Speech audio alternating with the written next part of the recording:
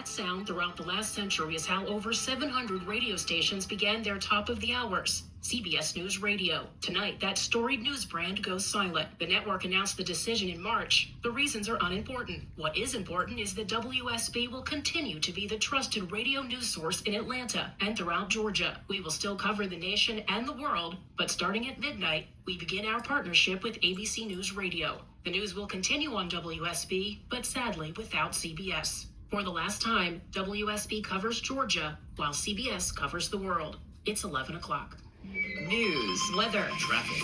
95.5 WSB, Atlanta's News and Talk.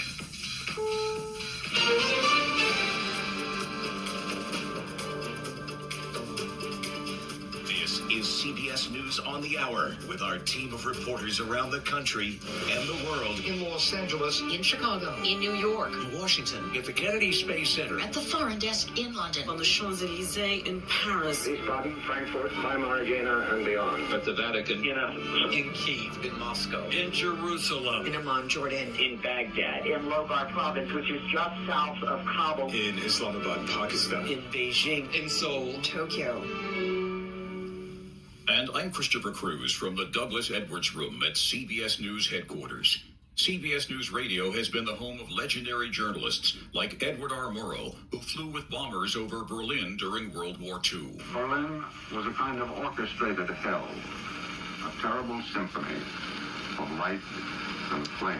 CBS News Radio brought the news into your home from the lunar landing. The moon age began less than 2 hours ago when American astronauts radioed from the moon, the Eagle has landed. To the Challenger disaster. Debris falling out of the sky, falling slowly, painfully, tragically slowly toward the Atlantic Ocean.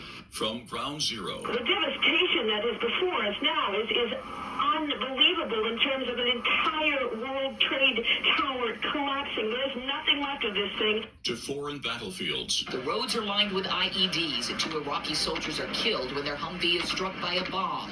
U.S. warplanes are eventually brought in to strike targets from the air. And through the pandemic. 39 lives have been lost to coronavirus at the Canterbury Rehabilitation and Healthcare Center in suburban Richmond, Virginia. It's one of the worst concentrated outbreaks nationwide. The famed CBS newsman Marvin Kalb said he always tried to be on the World News Roundup, a program started here that created the modern news format. Every time that I could do a piece for the Roundup, I felt honored. It wasn't just a job. It was a calling. Dan Rather began his career in radio. Radio was a kind of magic carpet. They would take you there. They'd take you to the war. Radio had a certain immediacy about it. Thoughts echoed by now former CBS News correspondent Scott MacFarlane. Try explaining a Supreme Court ruling and all its eccentricities in 20 seconds. CBS Radio could always do it. The biggest, the smallest, everything was told efficiently, conversationally. It's really what's the best of social media now. And now, for all of us at CBS News Radio, for the last time, this is CBS News. As CBS News Radio comes to an end, we borrow a page from CBS News Radio correspondent and anchor Robert Trout and his tribute to our first home, Studio 9. It's just a soundproofed room, 15 by 20, surrounded on 2 sides by glass-encased control rooms. On the third, it looks out into the clutter of the CBS newsroom.